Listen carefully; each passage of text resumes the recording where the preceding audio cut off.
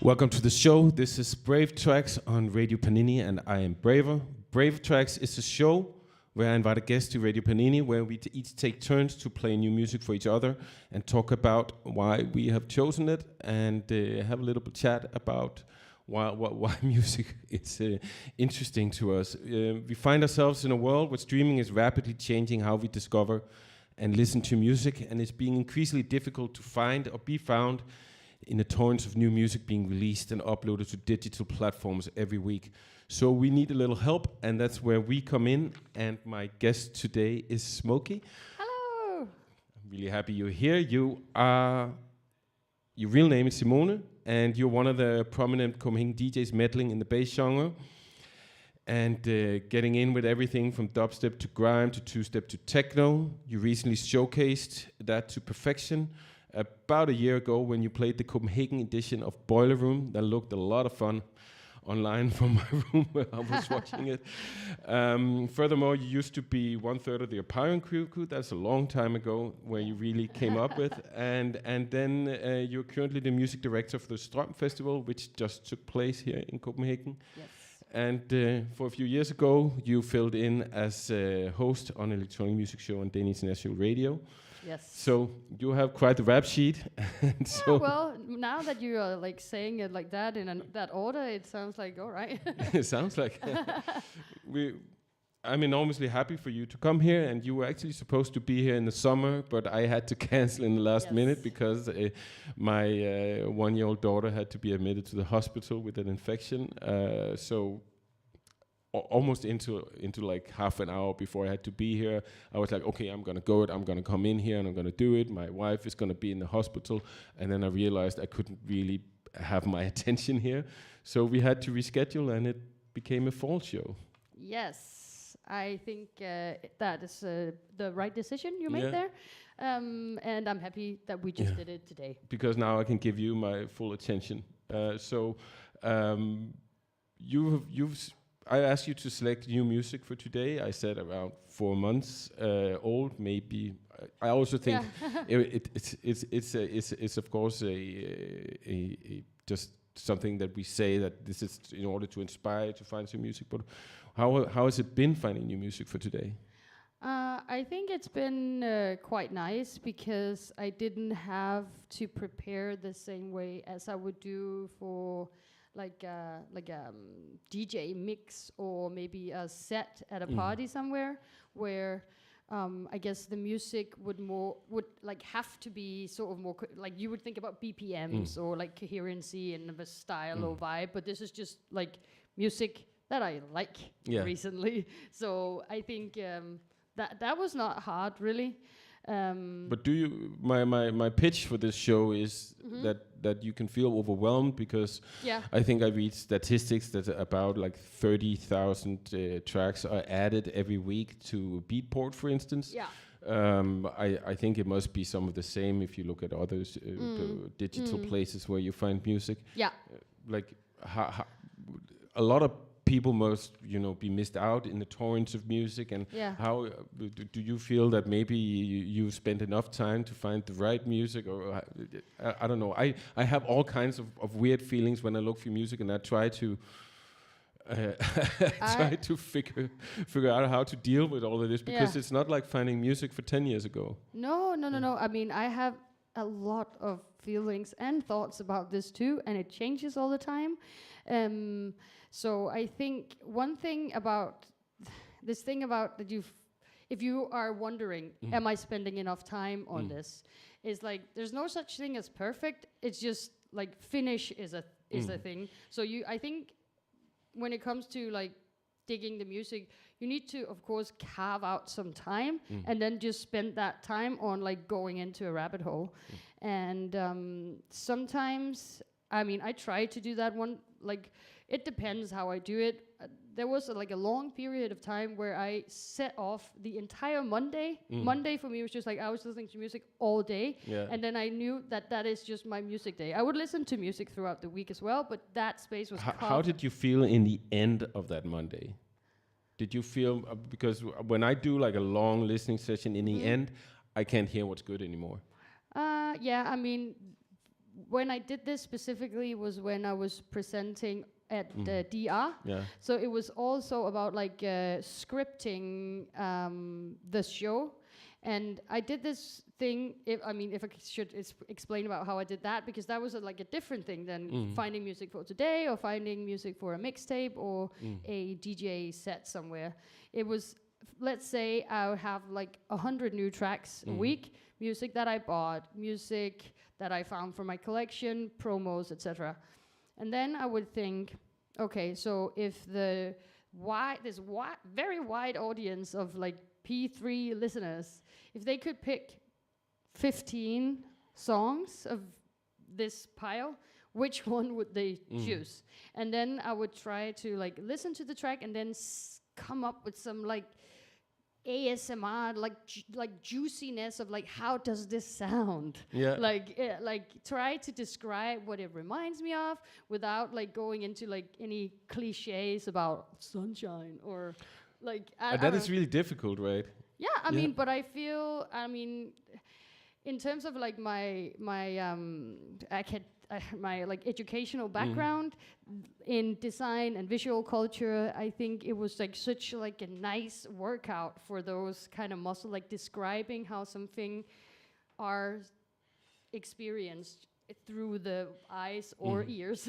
But it almost sounds like there you were also finding music not for your own tastes, but you were trying to imagine what people listening to the radio show would want to listen to. It was never compromising my own taste, but it was sort of like, if you could pick from my tunes, which one would have like the widest span of like vibes and intensity, so it wouldn't be like just going down at like a harsh grime road, or like, you know, just playing different stuff. So if I can then grab that and then lead you back to what we're doing here today, if you can lead you into your first track today. What is that? How did you find it? I mean, I know that we're talking about the promo fatigue, but here I am into the promos. I've been looking through my promo folders. You know, there are good things in there. It's just sometimes feeling overwhelmed by it. But this is a track by an artist and another artist, two artists, a guy called Dub Runner and an artist called SCG. Dub Runner is a guy that I booked for the festival this year, and he's an amazing dub producer, just like such an like honoring original dub-wise sound system sound, but sort of it has a freshness to it. And this is like a very low swung 100 BPM tune that came out yesterday. Should we listen to it? I think we should listen, and then I'll react to it.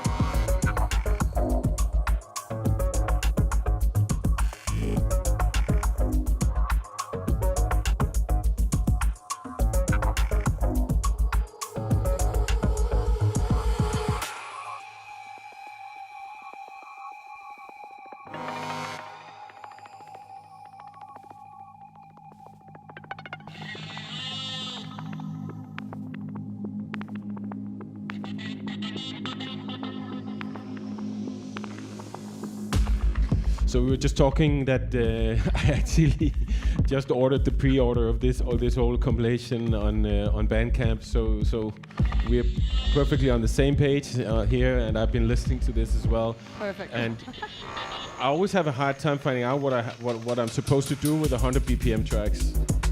It's like I'll listen to it at home, right? But I really enjoy this a lot. I enjoy the bass work here. This is like the kind of bass work that I like, where it's not too much, and it's just bubbling under here. Like it's a brilliant track, I think. I like maybe 3 years ago, I started collecting like 100 BPM tracks, because usually it would be like artists that would put out an EP, and then like one of the tracks would be exactly. 100 BPM, and it's a bit like, you know, in the beginning it's like, oh, this is such a nice tune. Even, I mean, I guess sometimes I would buy a record and then like really liking the tunes, and then once I had them in my record box, it's like, oh, this is 100 BPM, and then I could see them piling up, and then I just like, you know, made a few different folders, so I have a collection of the 100 BPM tracks. But that would be a brilliant warm-up show. I would go to just listening to like I've this. done that a lot of times. Oh, you have? Okay. I'm really unhappy to have missed that. Okay, well, maybe we have time. So, Dub Runner was at Strøm Festival. How was that? Yes, that was amazing. We for the 3rd year in a row, we did a party out at Christiania. Yeah. And like last year, we were at Fredens Eng, which is this like grass field behind Nemoland, where we just did like a big open air sound system event with our sound system, like the old Firehouse sound system, now Strøm sound system.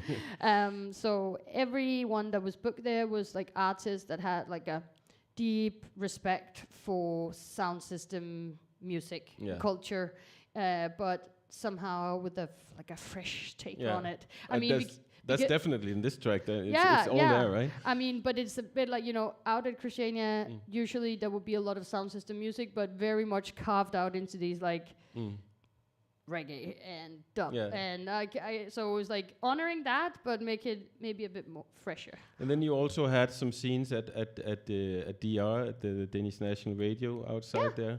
Yes. And for me, it was like I remember Strøm starting out as like an after party for the public service festival. That's exactly right. It felt like a full circle that you were coming back to I'm glad someone noticed that, because that's it. Yeah. And so are you planning to do more shows at DR in the future, or no one knows? You never know. I guess Strøm likes to move around in the city. There's some places that are just like too good to, I don't know, not return to, like Christiania, which is just a big hit. It feels like it's just the right vibe somehow. DR was fun too. It was a bit rainy though that day, but we also had a party indoor, and it was super nice, and it felt like many people at DR were quite keen on something not so symphony orchestra happening out there.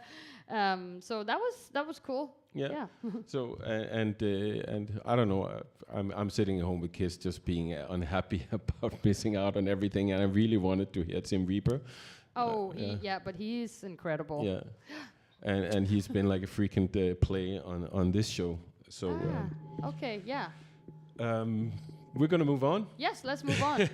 So I've put something on from. This is very local to Denmark, and to the Meatpacking district where we're sitting right now. This is a Anders Dixon. Dixon. He's just put out a new EP. That came out. Let me see. It's last week. 8th of October, so like a week ago. Yeah. And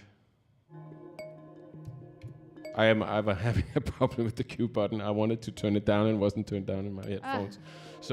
But I'm just gonna give a play of this. He's giving us a glimpse into what his music is gonna be past his Ow. They're splitting up, and he's now starting his own label called Healing Potions. He's putting out his first EP with 4 of his own tracks, and I'm just gonna put this up, and then we're gonna listen to it. Yeah.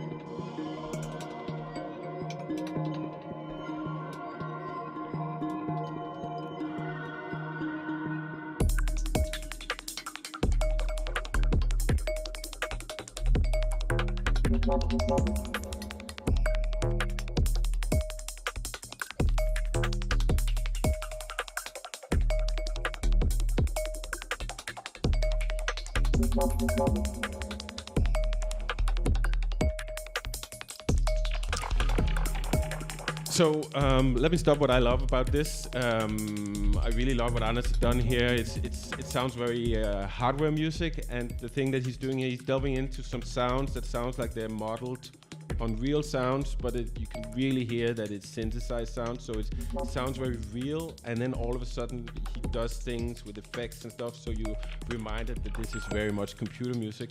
So I really love this way where it's this way that reality meets the computer in some way, in the way that it sounds. But we were also talking about how that I don't think I would ever play this out in a DJ set, but I love to listen to this at home, just going around and I don't know, doing the dishes or doing laundry and stuff, and then have stuff like this running. I think I could definitely play this out, either for like a warm-up thing, but then again it's like 164 is a bit fast. But I mean, I guess maybe layering and like some other tunes with this, I could definitely do that. But as we were just talking about when the music was up, this type of music seems very modern, and not in a bad way, but it's like it seems like a lot of people are like leaning into this like very low key, like super complex textural sounding that doesn't really like have any like hard drops. It feels like very refined and cool, and not like and so this makes it hard to dance to or get a vibe going, or you feel like you're kind of losing people on the dance floor if you play this in the middle of a set. Or I mean, if done right, you can play this in a super hypnotic way where it like gradually drops, or you are like, if you're really like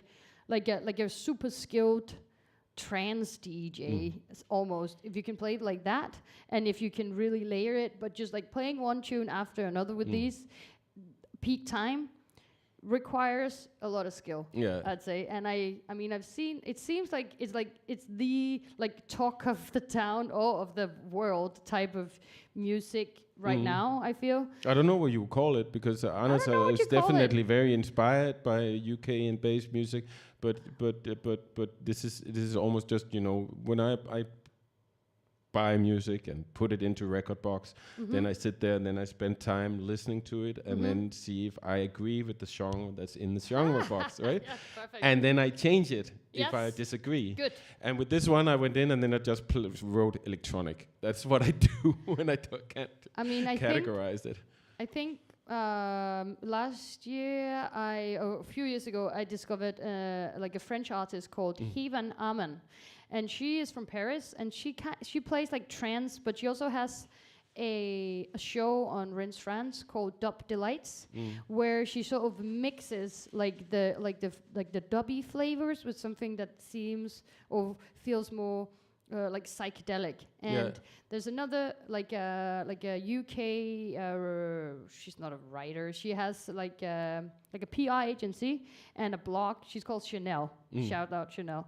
And she not long ago wrote an article about this phenomenon of music, and she sort of coined the genre low-end psychedelia.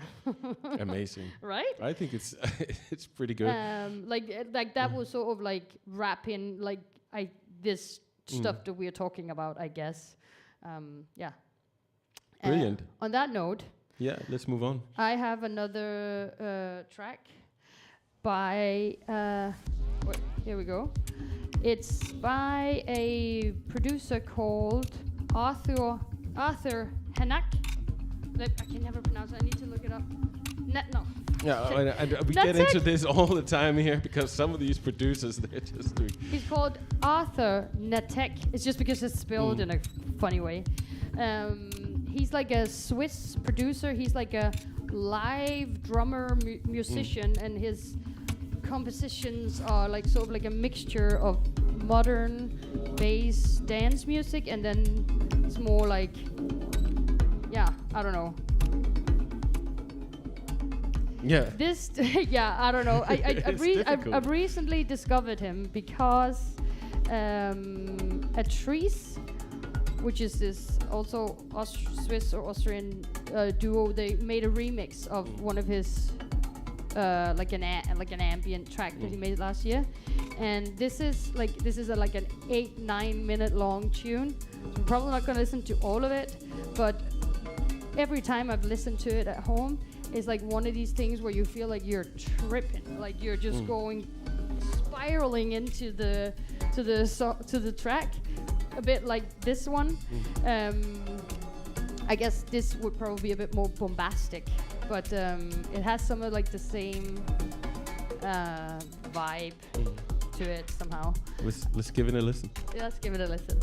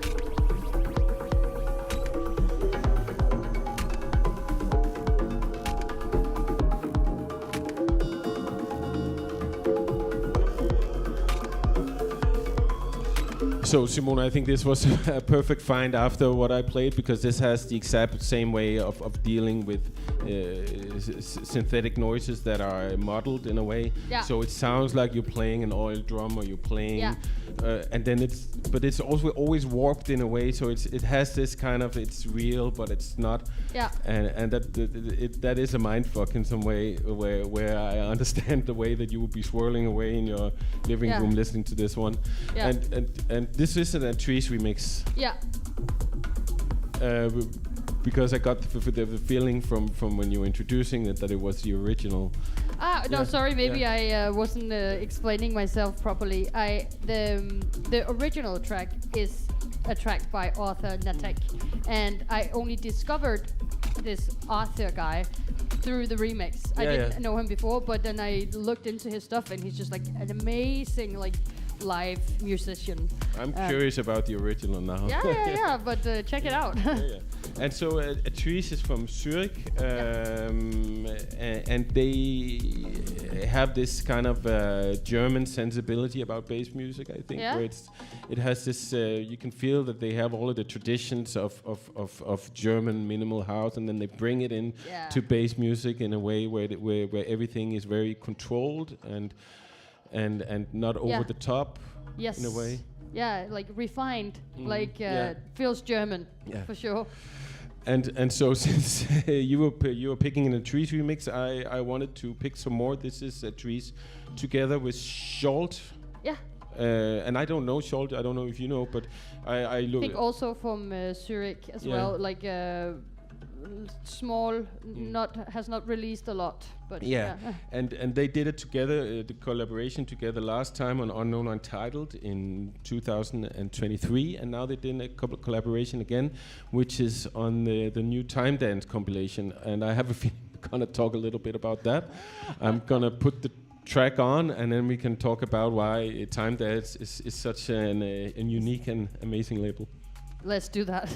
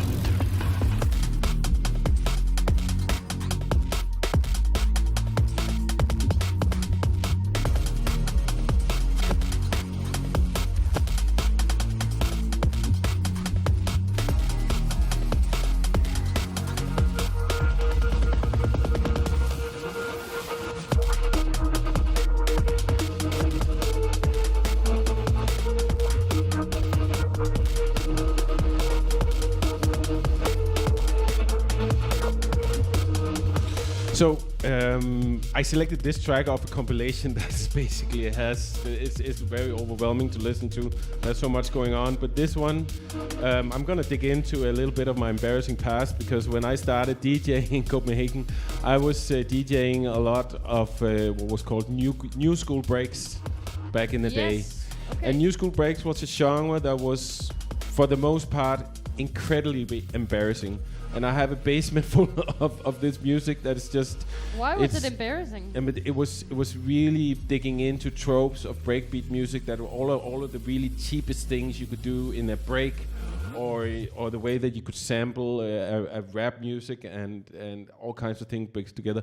But some of this was really good. And a producer at that point that was called Tipper made a lot of really forward-thinking breakbeat music, and this reminds me totally of it. And it was like music. It sounds like music in a way that I used to play back then, but then also really forward-looking in a way. It also reminds me very well of Aphex Twin and the beat on Window Licker. Mm-hmm. But then again, my point that I wanted to make, and I think I'm ruining my point for myself right now, because the point I wanted to make is that the Time Dance has always been a really very forward-looking label, and I think this compilation is a testament to that. If you listen through all of it, and then I select the track that reminds me of the past.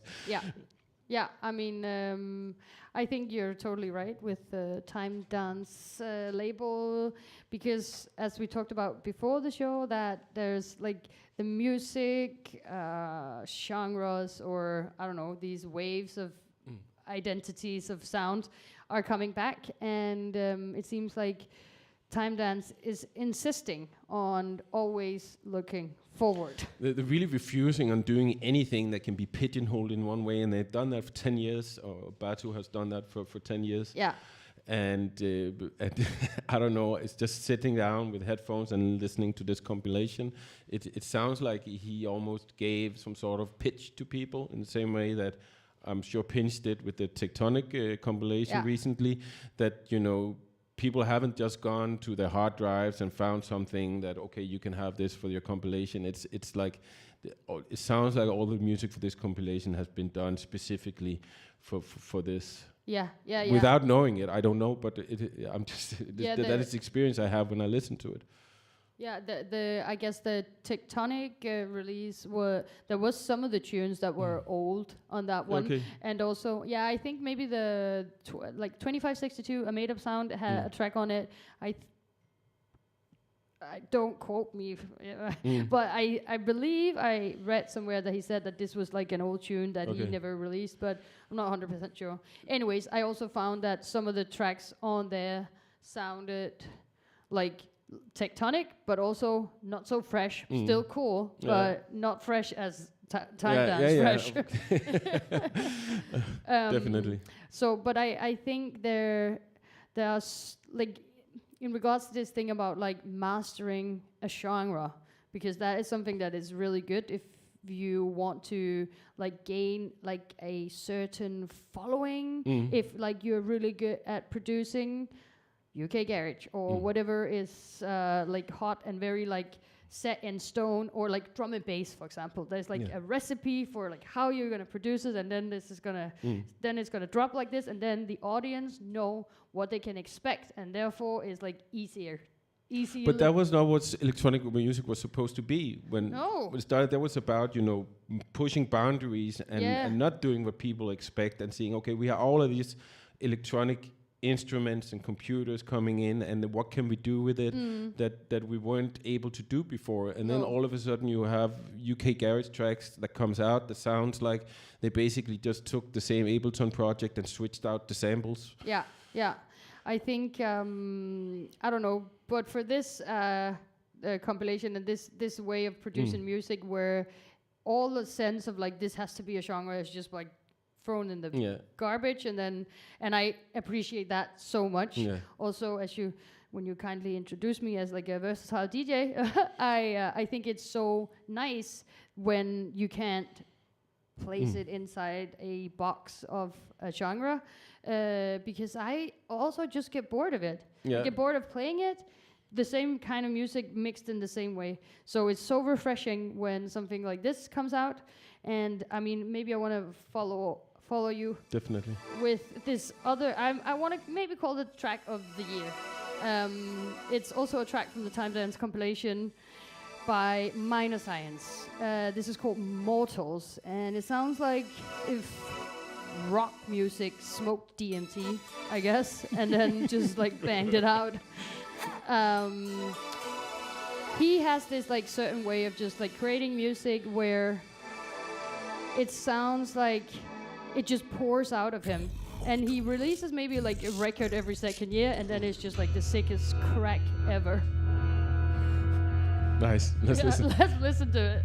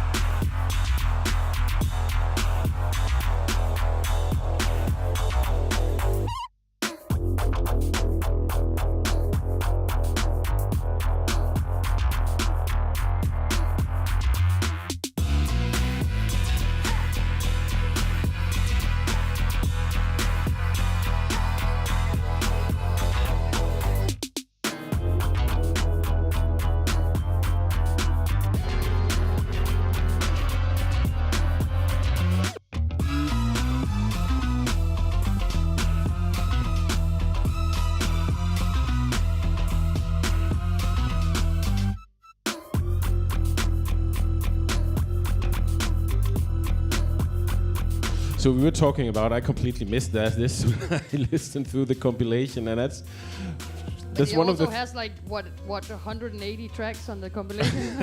Almost. I think it's 24 tracks or something like that. That's also quite a lot. Yeah.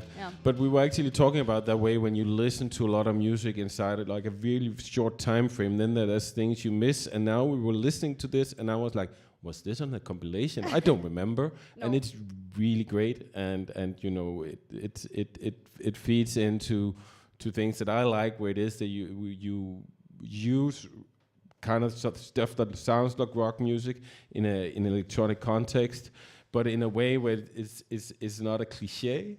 It's not that you're trying to do rock music. You just have kind of the drum sounds and the bass sounds, but you're definitely making dance music in a way. Yeah, it definitely sounds like he's not trying to do anything else than just like pour something like. Maybe the pitch was just like crazy bananas. Yeah. Go crazy bananas. This is it. Yeah. So was that why you chose it, Crazy Bananas? First of all, because he sent it to me a while ago, and he was like, "Here's my new track," and I was just like, "Okay, great," because you never release a new track, but it's like it's not that often.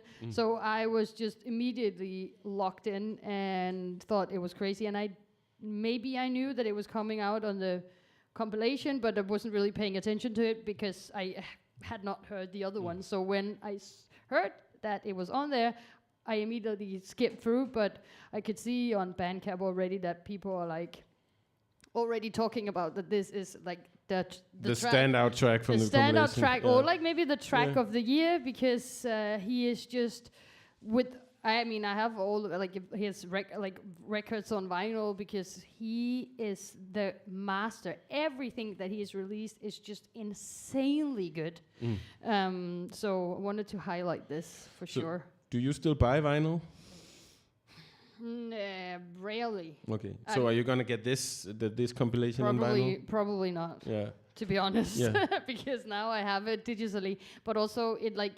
The buying vinyl was great because that was like the media of like with what I played, and it was like the fun thing about playing vinyls. But I would rather, for a DJ thing, I would rather either play digital or vinyl. I find it difficult to mix do both. them. Yeah. Somehow it's just it's too confusing for me, and it's two different ways of playing. So. And also there's just this thing about this connection between your brain, your ears, and your hands, where the way that you pitch a vinyl record, it doesn't translate to this. I don't know how to do it on this at all. It's too difficult somehow. So yeah, I have like, I have a lot of records, and I loved to play them, and I love going through them still. And I mean, sometimes I think about maybe I should do like, dig out some of my old tunes and then play a set. But how long did it take you from at that point where you're saying, okay, I'm not gonna buy vinyl anymore? I had a long time where I wasn't really coming to terms with myself that I should probably stop buying vinyl, and I still bought it. And then, but I had the same feeling as you. I really hated bringing it out to play, either because the clubs doesn't maintain their decks, or when you're there, then it's like, this is easier, right? And then switching between the two is confusing, or stuff like that. But still, you then look through, and then you go out and buy some vinyl once in a while. And I think the last 5 years of buying vinyl, that vinyl has never come out to play. No, I think there's like, it's two different ways of thinking about music, because I think I've been buying so much music on vinyl where I've just been like obsessed with a tune. Maybe I wasn't even able to DJ it because it was like a crazy bananas minor science track, or it was something else that I realized was like 90 BPM when I got it, and I thought I didn't think about it at all, but it's just like obsessed with a tune that a piece of music that's so good that you want to have it on vinyl, but it's not really playable. And we used to play in this DJ crew where it was just playing out the back of someone else's track all of the time, that everyone brought new tracks all of the time. So like it was like half like crazy amazing sound pieces in a physical format, and the other half was like really cool music that was also functional, and that you could actually play out the back of like a bit chaotic back to back to back. So I think buying music on vinyl makes you buy better music, makes me buy better music, but DJing digitally is, I mean, I am 100 times better DJ digitally because of all the things you can do, and that allows for bigger like creative freedom somehow. So like it's two different things. I was really missing the way that when I go through my old records, which most of them is in the basement right now, but as I went and got one of the cardboard boxes out and started looking, I can feel the relationship I've had to each record, right? Yeah. And I don't feel that to digital tracks in the same way. And I'm trying to figure out how can I get that relation to the digital tracks. And one way that I tried to do that was then when burning them on CDs. Oh my God, yeah. That's a whole other story. Maybe that's a new thing. Bring the CDs back. Yeah. The CD folder with that was a way to really get a disconnect from the music. But the way they're trying to get a connection with the music is then when there's a new EP out from some artist, then when I go, then I listen through all the tracks and then I select one track and then I buy just that. Yeah. And that has made me in some way connect more with the digital music. So when I go through, I have a folder in my record box and I look through what new music do I have. Yeah. Then I feel more connected to each track in a way. That makes sense. I've been trying to do this too. For example, with this compilation and like the Tectonic compilation and some other compilations that are like big and wild that you kind of, I feel like I want to support this and I want to have the full thing for the archive and I just want to, I want to hoard this because I want to have it. But then again, it's a bit like, okay, I think if you're only buying 3 of the tracks, then you would probably also play them more instead of like scrolling through the compilation and thinking, oh, which one was it that I liked and which one was it that actually fits right now? Yeah. So, yeah.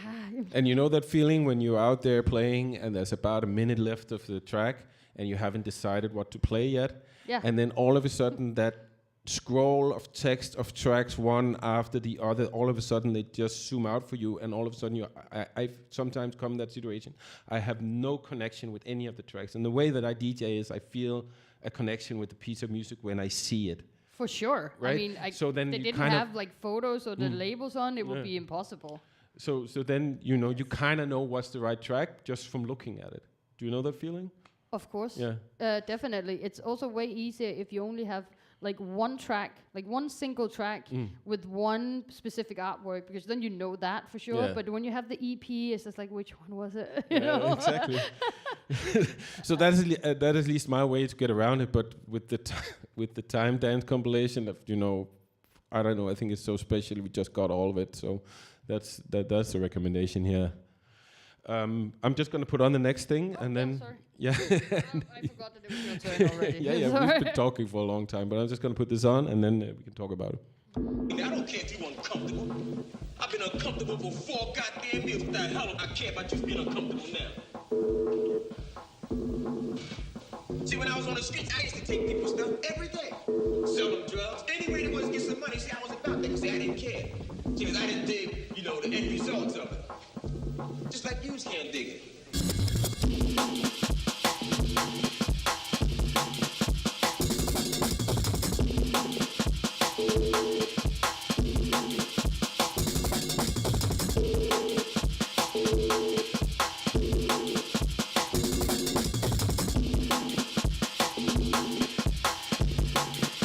Get the fuck up.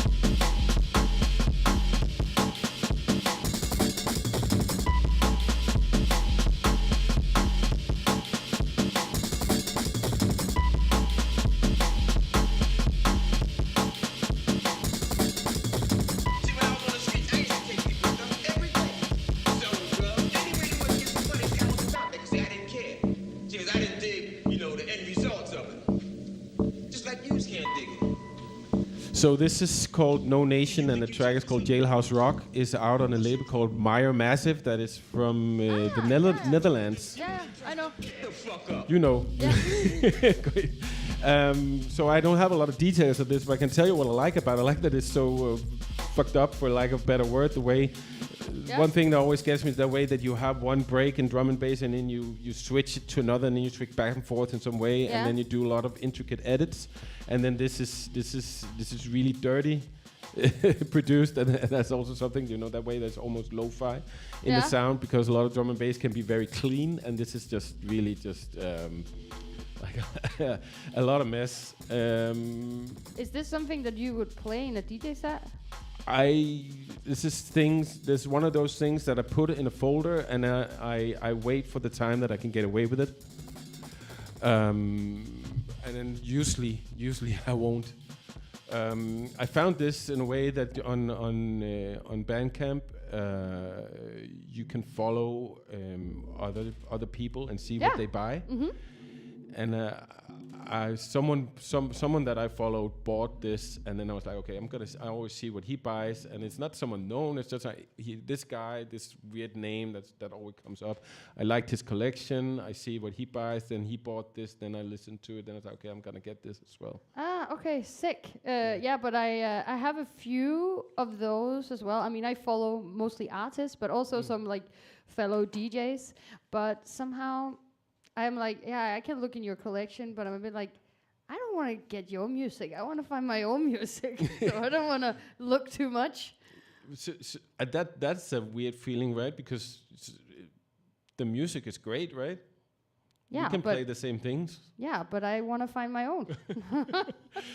I mean, I don't know.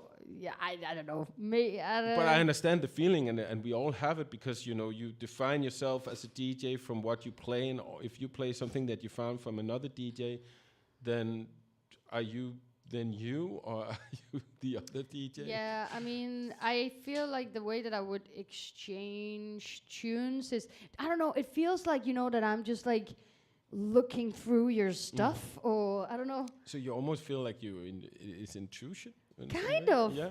And then also, if you go into someone's collection and then you buy it, then the other person will know, like, so this person got this thing because they looked into your, like, and I mean, I think I would be flattered. So it's like, oh, so you found this through like my little folder of things, and that's fine, but I don't know, feels weird. I got into this because Martin, from has the 3024 labeled. Yeah.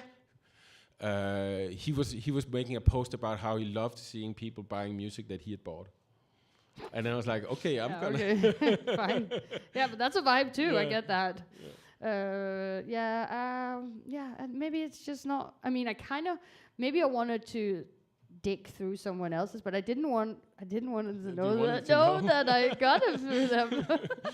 But that's so interesting. So I kind of no, but actually there's a point to this, and there's something about, like, as with promos, when you're getting a lot of music in and it's all just there for you to pick and choose, and it's all for free, which is nice. But I mean, at some point I felt like it was very, I had like a way of doing this where I thought, let me just get not all of it, but like the entire compilation and the entire EP or whatever, because then if you liked it all but not like you had one favorite but the others were nice too, then maybe you could save it for another day. It was like for the archive.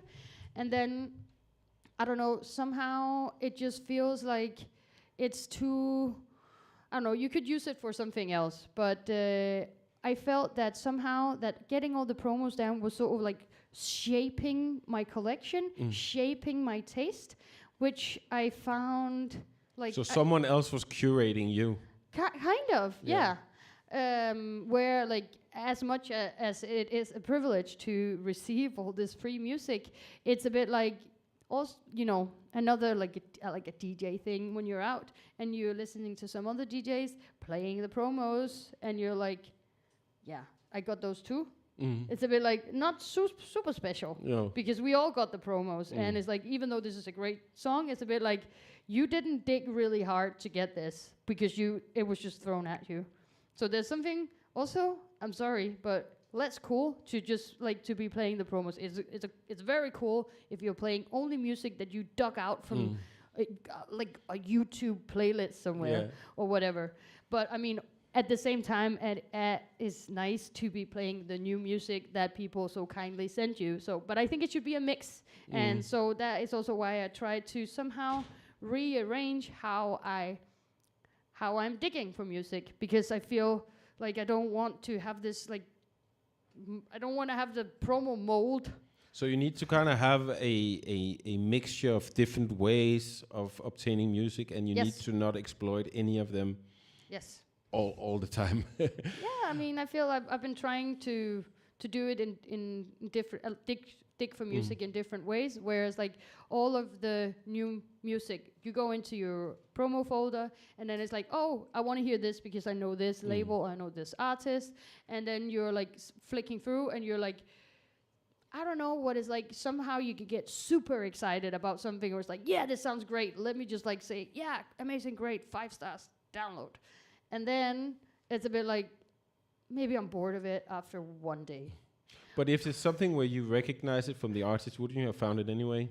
Probably yes. Yeah. So it's nice. I mean, also I bought music that was in my promo folder because I was You overlooked it. Yeah. I mean, I've done it several times. You're supporting the artist of what you did. Yeah, that's. I mean, so that's nice. So I guess also a lot of the stuff that comes in. Sometimes I've been seeing something where like, oh, this is so nice. Like maybe a big expensive compilation or VA or whatever, and then I'm like, it's in my promo folder. Nice, thanks. I saved a lot of money there. That's nice, but. I want to switch it up, so like the digging muscle keeps on being activated. It could also be a way sometimes, or at least that's what I feel, that listening to promos feels like a chore, and listening through music in your feed at Bandcamp feels like a pleasure in some way. Yeah, I feel. Yeah, it does. I don't know. I think it's just important to mix it up somehow. But now I wanna play another track, because this is not a promo. This is not released. This is not anything. It's something that I got last year, before this infamous Boiler Room show you're mentioning. This is by a guy called Hjalte. Flexi track, one half of the dynamic duo Lyra Valenza, and to me, he reminds me a bit of Minor Science. Has this like crazy bananas way of producing music that doesn't lean into a specific genre or turn it up a bit, but it's just like crazy bananas in the same way.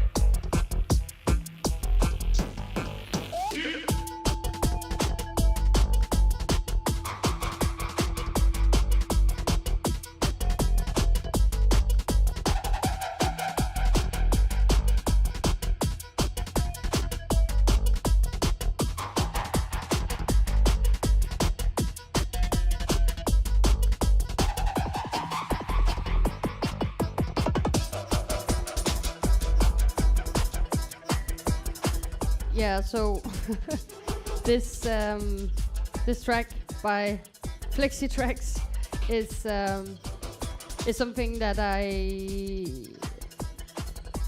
would love to hear more of. Like, I think this should have been on the Time Dance compilation, for example. It has the potential, right?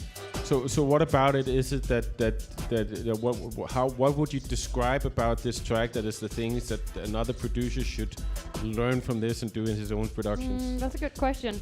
I think it seems like, or like I know that this person is highly musical. Yeah. And is really, like it's such a curious approach to producing music.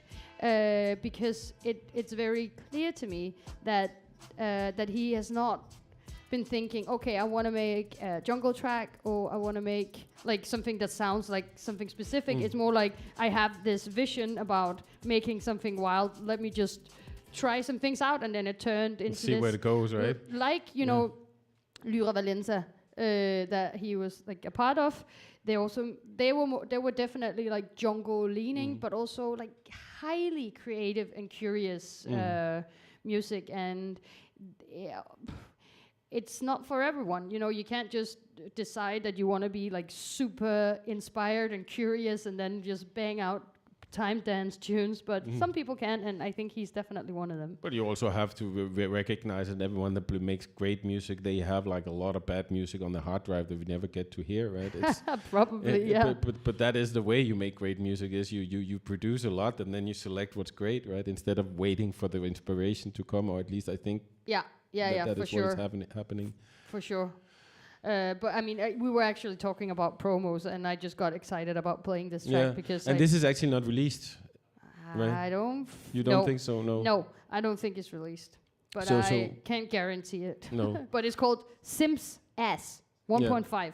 Yeah, but it's great. I love it. Right? It's in the vein of a lot of stuff we've been playing today. That really gets me excited. Where it's bass music, but that's basically all you can call it. When Esther Eniger was here last time, a lot of what we were playing was also in this hard to define. In the end, we kept calling it global bass in a way, because it also it sounds like it's drawing from inspirations from world music in a way. Yeah, I mean, but also with like a trees track that you played and the minor signs, there's something about like driving really fast in a car, something like the screeching tires, and there's something about, I don't know, motor-like in the sound that just seems fun and not bro-y. Like not like bro-y, like bass music, or like some of this music can sound like lame bro-y, but this is more like fun car ride. I don't think it sounds bro in any way. No, but that's the point. Yeah, it doesn't sound like that, and I just like that. Yeah, it's very like you can listen to it many times. It sounds like you find new details about it all the time. Yeah. Yeah. I've been obsessed with this, for sure. I'm gonna stay locally here. This is Muskila, who just put out a new album the 18th of September on a label called Yuku. I think it's from Prague. And Muskila, he's based here in Copenhagen, but he's of Kurdish ascent, and that's very it was very audible in his music. That you can hear all of these Middle Eastern inspirations. And I selected a track from the album called "Sticky." It's coming here.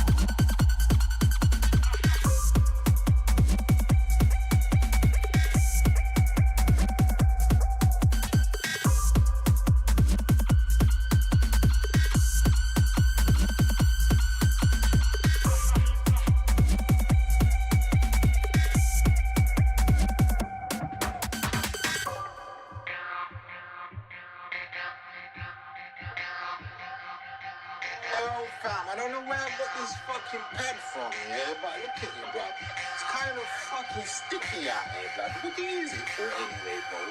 Swear it's to fucking catch the fucking tennis ball or something, man. What do you catch this thing with? But this pad is fucking very fucking sticky, man.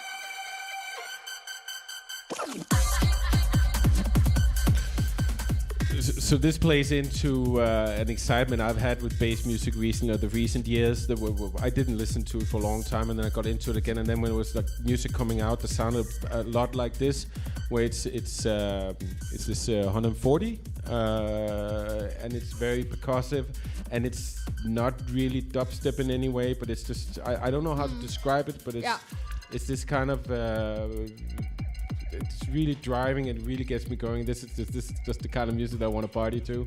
Yes, I know what you mean. Yeah. I've been playing a lot of this, like 140, 145. I have a folder. I have a few folders in my record box, and it's just called ayahuasca bass folder. So it's just like sort of more like screeching, hardcore, punchy type of music that's like definitely not swampy, like dubstep, and not minimal, but has more like a hard percussive side to it.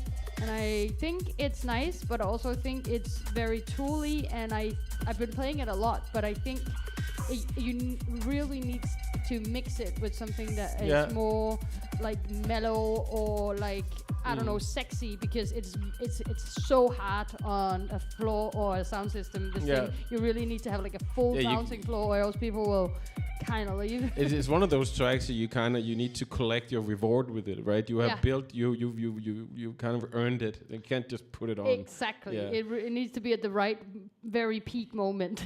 and I don't know, I have a tendency to listen to a lot of this at home, and it's not really home listening to music, and like my wife has to be out of the house, and then I put it on, and then I can just listen to a lot of this, and I think and you're right, it is very tooly, but I think I really love it when it's like that, when it doesn't really want to do much more than really, create a great beat, and then I can just sit there and I can feel the energy, even when I'm just alone at home, and being at a point where I don't really go to clubs that much anymore. It's great to have that kind of music that I can listen to at home, and kind of relive some sort of club feeling. And I can't just do that with any club music. Some club music has to be in a club, and this I feel like it kind of bring the club home with me.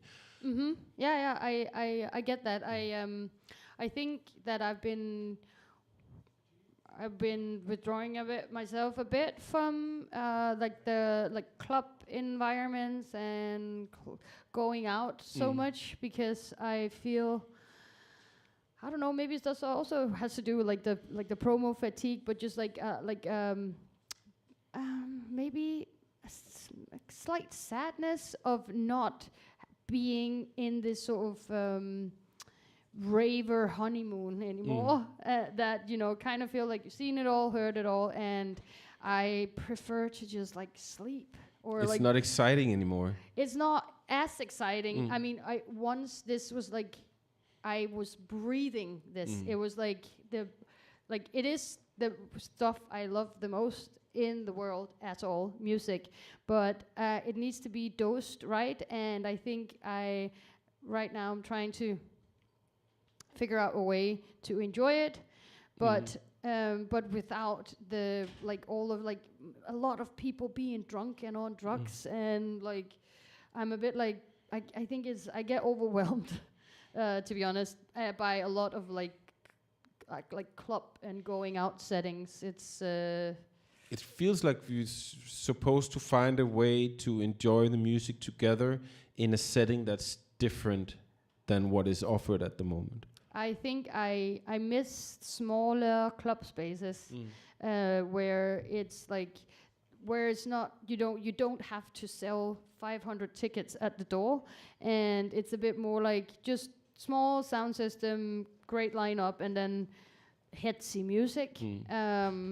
I think we were talking about dub before, and this year particularly I've been leaning into, I guess, more chilled dubby kind of vibes, where I don't know, that is just about leaning into a sound system and just like closing your eyes, and it is not about any like euphoria that you get from dancing with other people or whatever it might be, but just like the simplicity and the sleekness of like like big bass. There's I don't know. There's just some like a calmness to the dub sound that I've just been more drawn to than this more like punchy. Yeah, definitely. And I like both things, right? And the funny thing is that these two kind of musics, they owe stuff to each other.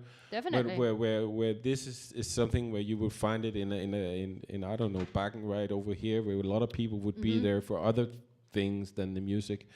And when you go to a event like the Strøm in Christiania, the dub events is very much, feel historically been more about being there together with the music than all the other things about getting drunk or getting in a bar or getting the girl or getting the guy or whatever it is, right? It's So I don't know. But I also think it's great that you can then sort of lean into some music that will fit your current mindset, and then just like kind of dwell on that a bit. And speaking of that, dub music, you were talking about. I was requesting. You were requesting the dub tunes. That was because last time when you're supposed to be here in the summer, you told me that you had prepared a lot of dub music. So I was just asking for it, but you can play whatever you want. Basically. Yeah. But I mean, I still have. I'm still into the dub music, and I wanted to highlight a track and an artist called Talents, which is like a newer moniker of Bjarke Bæk or Lillehø. He used to make a lot of trap music, but he has he told me, and I also recently did like a little interview with him for Strøm Festival. We're gonna release his Transmetro Express live set, but he's one of those artists that is like incredibly skilled, like technically, and also has like a diverse taste. And I think that he said that he was kind of like tired of this, like, I don't know, this alias of like Lillehø and the trap and the stuff, and he wanted to challenge himself somehow on how to make new music. So he set up this like dogma for himself that he wanted to like only use hardware. So he was just sat at his studio, and then he made like a bunch of tracks, and he called them all of them like something with Amma dub 1 2 3 4 5. Yeah. And he recently released a record he self-released, and one of the standout tracks on there is a track called Prism Dub. This one.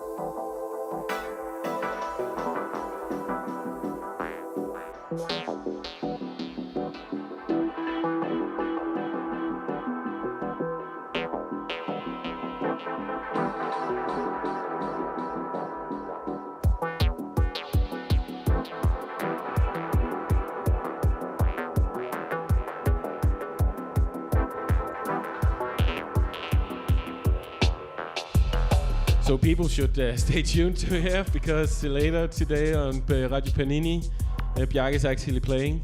So Yes. Big recommendation. He is. He has just this super authentic, real love for music. Like he's one of those you can see when he plays, and he's having a good time. It's just so amazing to see because he's so into it. And it was the same in the Metro when he was playing there too. For some, it was just fire. And yeah, so check him out and check his recent releases out and some of his forthcoming stuff. It's going to be very exciting. Great. So we're going to do a new thing that I haven't been doing on the show before, and you're going to be the first one. The show starts each time with a little piece of jingle or trailer, a 30-second piece of music that I made, and I'm going to now change it every time, and each guest is going to deliver a sample for the music. And so I asked you if you wanted to pick a noise, and then we can record it, and I brought a sampler. And then I'm just going to count down and press a button here, and then you make the sound, and then... Where do I hold it? You just hold it there. Okay. Yeah. So I'm going to record it. So and then I'm going to put it into the music. So next time in November when we're here with B from E, who's the guest there, in November 26th, I think, or 27th, I'll get back to you on that. Then your sample is going to be part of the intro tune. Sick. This is going to be a sick sample. Yeah, okay. So I'm going to count to 3 and then go. Okay. 1, 2, 3.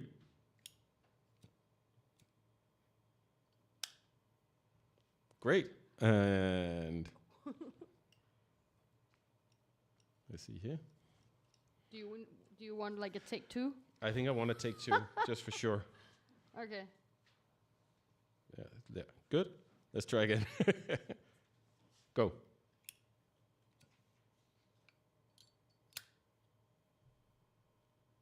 I can see that I got it.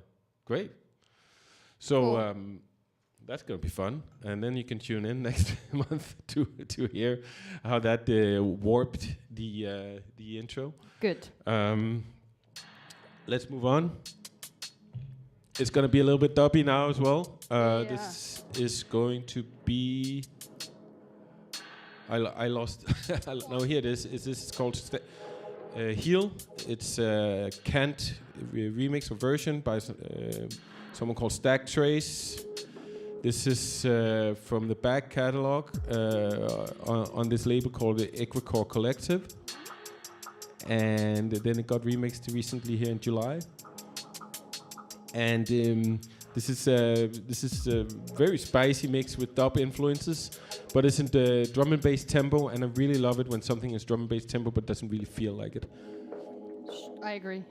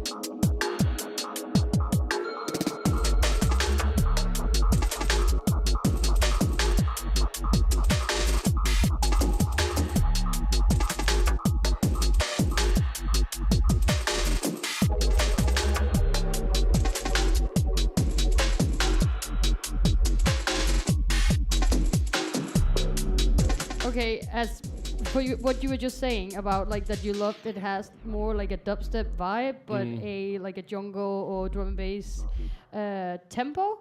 So I thought that it would be fun to listen to it at like 145. 140 is probably too low, because then this could be a fun way to like a shift from if you're doing a set where you're playing 140 and then you want to like switch it up to 150 or 160. because then you could start it like this, and then you could maybe like go down or go up. It's coming to where you started. Yeah. I think you shouldn't be too afraid to just like just fire it up at some. Yeah. Like when the phrasing is right, just like switch it up. Doesn't have to be smooth. But I actually really like that you can hear there's a human mixing. Exactly. You know, and sometimes there's little mistakes, you know, in a way that is still musical, so you don't kind of ruin it for people, but you can hear, okay.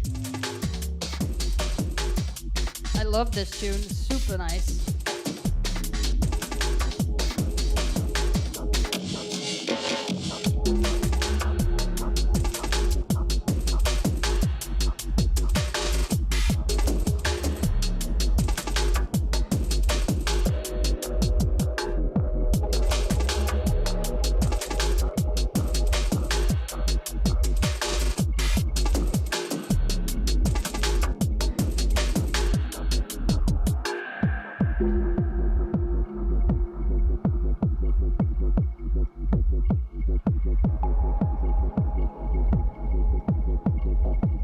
So there was Stack Trace again with Heel, and then it's the canned version. You say you know canned?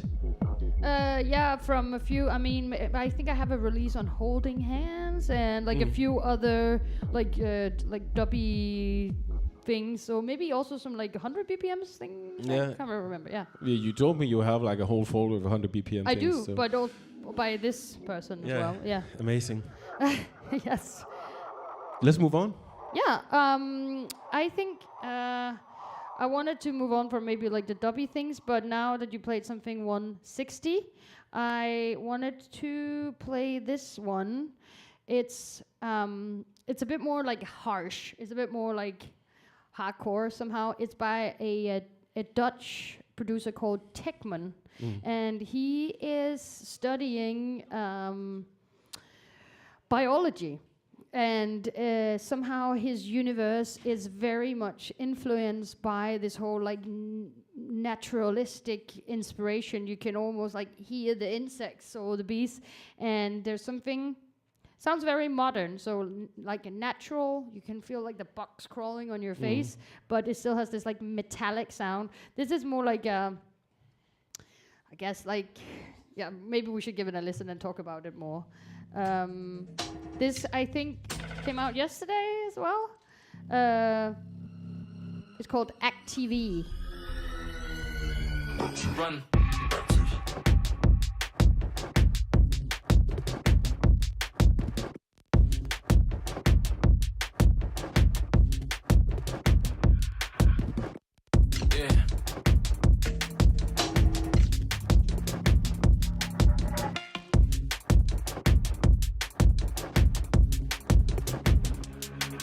Run.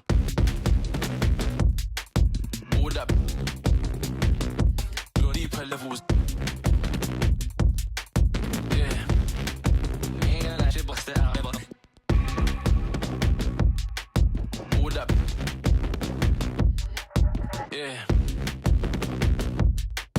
Hold up. Turn up the spots to make the yeah.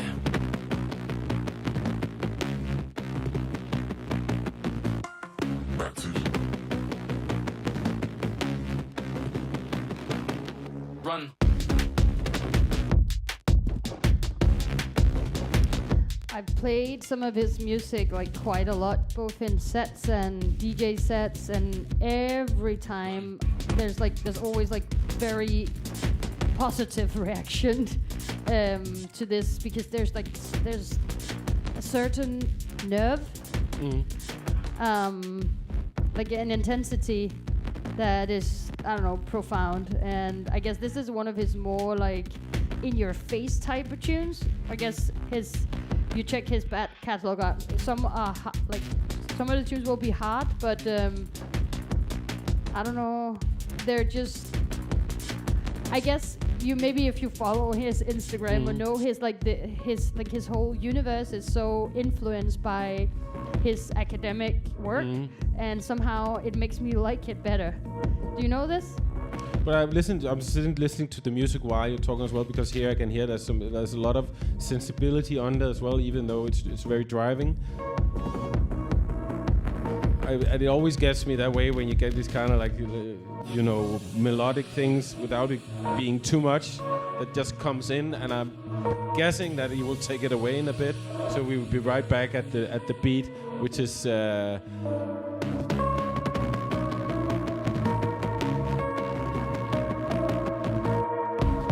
Amazing. Run. Exactly. Hold up. And I really love the kick, and I don't know, there's something that I really a lot of people do probably, I don't know, but I really listen to the kick a lot, and Yeah. and you know, a kick can be just very much anonymous and just, you know, show you where the beat is, and then here where it feels like he's put a lot of thought into it, because it kind of feels like, you know, you're banging on a bowl from when you're washing the dishes, and then maybe I don't know. There's a lot of sound design going into that, and then when I just sit there and that's a nice kick. Yes. Yeah. But I also thought about something about, you know, like the promo fatigue and not being able to, or not being able to, but not having the interest so much in like listening through a whole bunch of things. Whereas like if you know a person, like personally, if you had like a conversation with them or know their universe or know their style or their persona somehow, it gets more interesting and it gets like nicer because, or it sounds nicer because you feel like that the music is just like a extension of them, or is like a part of them. Like, you know, maybe you like your friends' kids better than random kids. I feel like it's the same with music. That's a really great way of putting it. Right? But that is, I think actually when you are able to do that as a musician, then you really achieve something. So that it is that you can really feel the person through that music.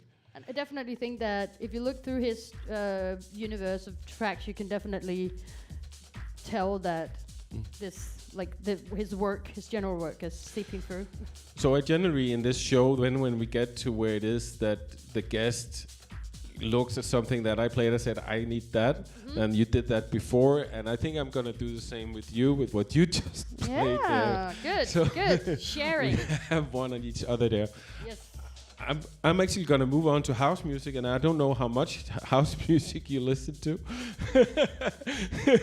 You're going to run away. But I've had this. I love house music. I've had this track on my list to play for the past 3 shows, and I never really got to it. And I really love this. Is from someone called Sam Goku, and a record called Explorations 02 that just came out. Like I didn't understand any of the words you just said. Can you say it again? I can Sam Sam Goku. And the record is called Explorations 02. Sorry for mumbling. And it's out on Permanent Vacation on the 26th of September. And this is this kind of like gritty house that I really love, where it has like a lot of let's listen to this. We talked about, it's so hard to describe sometimes how the music makes you feel, but this synth work behind here is the thing that really makes me, I think it stands out. It makes you feel like hot, like what? Dance? I interrupt myself a lot while I'm saying something. Okay, cool. Let's really, check it out. Let's listen.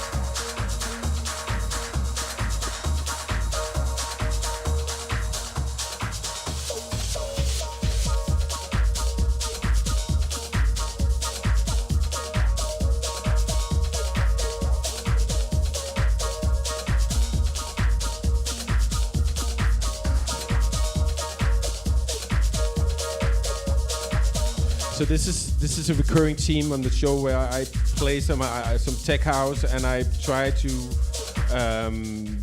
explain why I'm into it, and then I get lost for words and and interrupt myself. But that's what I did before. But you were describing it as clown music. No, I mean, I think somehow there's there's some jolly vibe to it that would probably be the opposite of stuff that I would usually like. I think I do like fun, and I do like sort of like sassy or cheeky, but I get sort of like I don't know, jolly, clowny, Circo Loco, Ibiza, like sangria, ecstasy, goofing about kind of vibe. So that's kind of because you're describing a lot of music that I have a lot of aversions against, and then I think this music grabs into that feeling and then turns it in a way where I all of a sudden like it. And I'm having a hard time figuring out why, because it has that kind of like goofy, jumpy way with the toms that doing some sort of bass line that's just like boom, boom, exactly, boom, exactly. going out there. But I remember when I heard it instantly, I just really loved it, and you caught me right before because I'm having a real hard time putting words in it, and we were talking about earlier how hard this is when it is you're not supposed to talk of genres or all these things, but trying to know how does it make you feel. Yeah. And this really makes me feel happy. That's right? good. I mean, I think also like playing a track like this, which is like DJ music, it's totally out of context because this on a night in Ibiza. Have you been in Ibiza? I have never been there actually. It's bonkers. I've been there twice. Yeah. And at DC10, like for the whole thing, it's Circo Loco, but also it's a vibe. It's really fun and cool. And I think in the context of a DJ playing like a set, and this is just like rolling into something else, of course it would. Yeah, but I feel this has something else because there's a lot of music that would work in there and that comes out all the time, and then there's almost too much of it, and I don't feel that it's very original, right? And there's something about this that is new, and I'm gonna try to think about what it is for the next time I do this show. Maybe I come up with it. Yeah, maybe because play I it haven't again. put my maybe play it again. I can't put my finger on it. Let's leave it at that and then move on. I mean, somehow this is not the same at all, but when you say that it just really made you happy, I thought about another track. So this is not new at all, so I'm gonna... Yeah. Rules are meant to be broken. Yeah, but it's a track by one of my favorite artists, and he's called Radioactive Man, and he's like a definite electro legend. And I cannot get bored with his music at all. I have many of his tunes that I feel like are family somehow. I feel like so attached to them because I feel it's like an entire universe of themselves where you can just, I don't know, it's so charming. It's so charming. This I think I've said this many times before to friends or whatever if I'm listening to this at a party at home. It's like this is my favorite track ever. But there will probably be many, but this is one of them for sure. It's called Flying Fuck.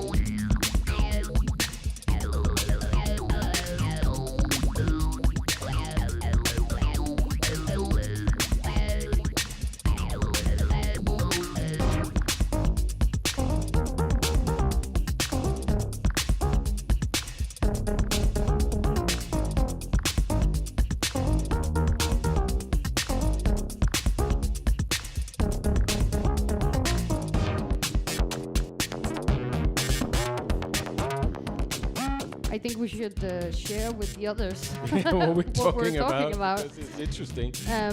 So we were just talking about. You asked me about whether I play electro sets. Or you, Or or I you ever play have done. if you played for your clean electro sets in the past. Yeah, I mean, I think I've never played a clean any genre set ever, but after bass music, dubstep, I think, and techno, electro will come right after. But those three would definitely most of the time be mixed together. And because that's also like a hard thing. It's an acquired taste. It's not like house or techno. Like to play an electro set would definitely be something that has cleared the floor. Yeah. But also something, if people are into it, then they're wildly into it. But I mean, the great thing about Radioactive Man, I think, is that his music is so charming, and the way that his tracks always develop is like, I always want to hear like the full thing. All of his tracks is like, I want to listen to start to finish, and I can't believe it.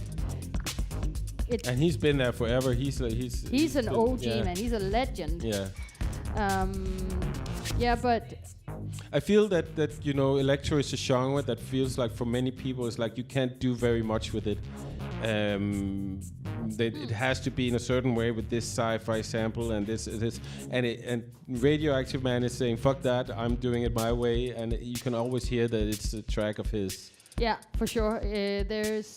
I don't know. I keep on wanting to say that it's charming because I really think that it's like that is.